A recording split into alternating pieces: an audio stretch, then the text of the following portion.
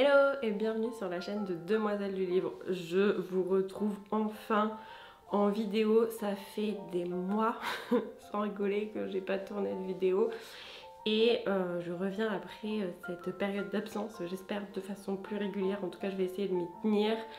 Je suis actuellement dans mon nouvel appartement. Je suis pas devant mon décor entre guillemets définitif, puisque en fait je n'ai que cette bibliothèque qui est montée, donc en plus c'est le bazar. Enfin bon, je vous montre pas, mais c'est rangé. C'est un foutoir. J'ai commencé à filmer en vlog l'aménagement de cette pièce. Et du coup, je continuerai ça jusqu'à ce que ce soit terminé pour vous sortir ensuite, enfin, en tout cas essayer de vous sortir une vidéo. Maintenant que je l'ai dit, je vais être obligée de le faire. J'espère juste qu'elle sera de bonne qualité. Je reviens aujourd'hui avec une vidéo que j'espère assez courte, plutôt une vidéo de retour. Déjà, pourquoi il n'y a eu aucune vidéo cet été et même depuis, je pense, le mois de juin, je crois.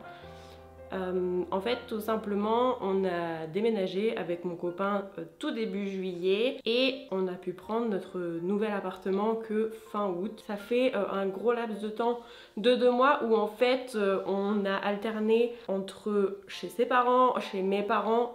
Donc c'était un peu plus délicat pour moi. Je me sens pas encore suffisamment à l'aise pour filmer ailleurs que quand je suis chez moi. Tout ça pour dire que nous n'étions pas chez nous. J'avais prévu une cagette de livres qui est... Voilà, j'avais une cagette comme ça remplie de livres pour cet été. Mais en fait, cet été, j'ai très peu lu. Le fait d'être dans nos familles, on avait aussi envie de profiter de nos proches. Et par exemple, avec ma belle-mère, j'adorais faire des puzzles quand j'étais chez eux. On a fait des jeux de société. Quand on était chez mes parents, on allait promener la chienne. Enfin... On a fait beaucoup de choses et je me suis pas posée sur les livres, j'avais pas le temps, ou quand je commençais à le faire, j'arrivais pas à me concentrer, c'était vraiment assez compliqué, donc j'ai très peu lu. On parlera du challenge roman Young Adult d'Emma un petit peu plus tard dans une autre partie. Tout ce que j'avais prévu pour cet été, je ne l'ai pas lu, donc c'est pareil, j'avais pas énormément de choses à partager non plus. Plus en fait je suis bénévole dans une association qui organise un festival de musique l'été, un festival qui dure quasiment une semaine, donc c'est pareil, ça m'a pris énormément de temps, ça c'était fin juillet, donc en fait tout s'est plus ou moins enchaîné de façon très rapide, et ce qui fait que voilà, j'avais pas du tout le temps, que ce soit pour les réseaux sociaux Instagram, TikTok, que ce soit là pour les vidéos YouTube, j'ai pas réussi à m'aménager de temps pour pouvoir continuer ça au rythme que j'aurais voulu. Tout ça pour dire que au niveau de l'été, il a été bien chargé et surtout pas beaucoup chargé en lecture et en temps pour du coup tout ce qui était réseau littéraire. Et voilà, cet été j'avais décidé de participer au challenge roman Young Adult de ma chère Emma de la chaîne La Bouquinade. C'est la 3e édition, moi c'était la 2e fois que je participais. Clairement, je n'ai pas du tout réussi le challenge. J'ai lu, je crois qu'il y avait 6 catégories plus un bonus si je ne me trompe pas.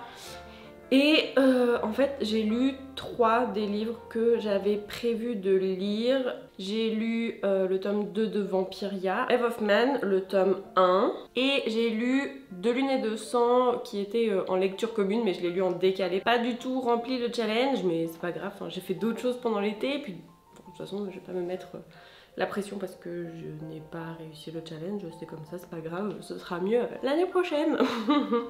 J'avais aussi prévu de lire cette grosse bestiole en lecture commune, toujours sur le Discord d'Emma. Comment vous dire que quand on est ballotté entre 2 maisons, plus du bénévolat assez chargé, plus un déménagement, le stress de savoir quand est-ce qu'on aura l'appart, parce qu'il faut savoir que mon copain partait aux États-Unis fin août. Donc voilà, c'était la pression. Est-ce qu'on va avoir l'appart avant qu'il parte? Est-ce qu'on va l'avoir après? Et du coup, faudra attendre septembre. C'est super le soleil dans ma tête là, merci beaucoup. Du coup, voilà, ça a été assez mouvementé et j'étais vraiment pas dans le mood de lire en fait. Cet été, ça a été un petit peu le cas aussi avec la rentrée. Ça a été un petit peu difficile de me remettre vraiment sur entre guillemets le droit chemin de la lecture, même si en septembre j'ai participé à la lecture commune organisée par Isaline, Even the Bookish. C'est vraiment très embêtant cette lumière. Je vais me décaler là, bonjour. Sur l'engrange-temps qui est ici. J'ai fait tomber la jaquette. Alors, unpopular opinion je crois, mais moi je le préfère. Alors la jaquette est très jolie, hein, mais je le préfère sans la jaquette. Je trouve ça tellement magnifique.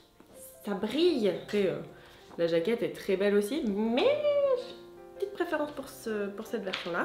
Ah oui, et du coup cet été je n'avais quasiment pas acheté de livres.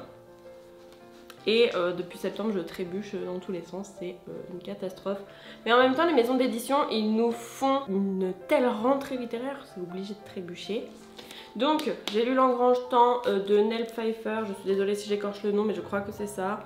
Publié chez Hachette. Ça parle de Sophie qui est une chronolangue, c'est-à-dire qu'elle peut parler avec les Oranima qui sont des horloges animées et pourvues d'une âme en fait. Elle est préposée à l'entretien des Oranima du palais et en fait des Oranima dans le palais il y en a partout puisque leur but c'est de prévenir des éventuels complots qu'il pourrait y avoir contre le royaume et en fait son petit quotidien voilà bien réglé comme une horloge va être perturbé par Dimitri qui est le frère jumeau du roi et qui un jour va lui demander de réparer un engrange-temps. C'est un autre type d'horloge magique. Mais c'est un type d'horloge magique qui est interdit. C'est un type d'horloge magique qui est très rare et qui permet surtout de voyager dans le temps. Sophie au début, bah comme c'est interdit, elle est un petit peu non, faut pas trop y aller et tout ça. Et puis finalement, en fait, mue par le désir de revoir son père qui est décédé quelques mois plus tôt, elle va finalement accepter d'aider le prince. Et là, toute une série de péripéties commence. À mon sens, le livre aurait pu s'auto-suffire. Mais ma foi, il y aura un tome 2, donc on lira le tome 2, qu'est-ce que vous voulez que je vous dise? On va pas s'arrêter comme ça. En septembre, j'ai aussi lu, toujours en lecture commune, le tome 2 de La Passeuse de mots de Alric et Jennifer Twice, publié chez Hachette également. Le tome 1, j'avais bien aimé, mais j'avais surtout bien aimé le dernier tiers du roman, on va dire. Parce que le début, alors l'univers est très riche et tout ça, mais j'ai trouvé que ça mettait beaucoup de temps à se mettre en place et au départ j'ai eu du mal à rentrer dans l'histoire. À la fin du tome 1 j'y étais bien rentrée et j'avais assez hâte de lire la suite. Le tome 2 pour le coup je l'ai trouvé beaucoup plus rythmé. J'ai trouvé qu'on n'avait pas le temps de s'ennuyer.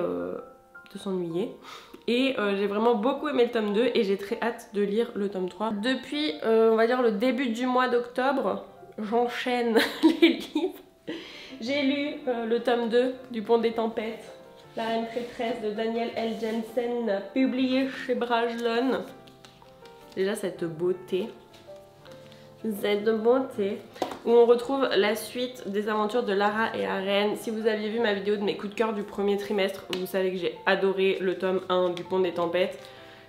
J'ai trouvé ce tome encore mieux. Je l'ai eu le jour de sa sortie, je l'avais fini 2 jours plus tard, vraiment. J'ai pas pu m'en détacher, j'ai été ravie de retrouver l'univers et c'était trop bien, mais je vous en parlerai un petit peu plus. J'ai aussi enchaîné avec Seul un monstre, mais pareil, j'en parlerai ultérieurement. Je me suis remise à lire là avec, ouais, depuis, on va dire 2-3 semaines, un peu plus assidûment et ça me fait du bien, ça me fait un bien fou de prendre du temps pour moi pour lire et du coup ça me motive à reproduire un petit peu de contenu autour de cette passion en fait de la lecture et de mes lectures, de vous partager mes avis, ce que je vais lire, mes achats, etc. En tout cas voilà, je vais essayer de retrouver un rythme.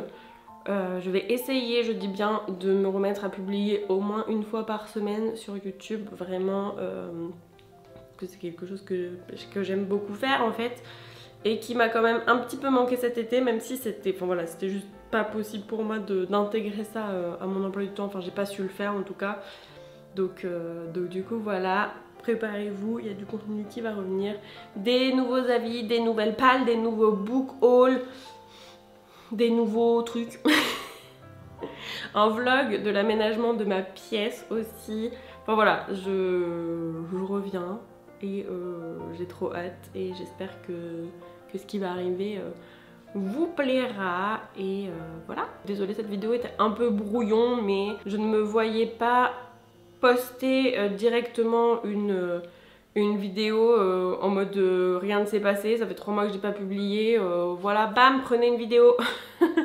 Je me voyais pas du tout faire ça et Du coup voilà, c'est une petite vidéo pour vous dire que je reviens et que voilà, il y a des nouvelles choses qui arrivent et ça va être trop cool. Et moi je vous fais des bisous et je vous dis à très vite dans une prochaine vidéo. Ciao!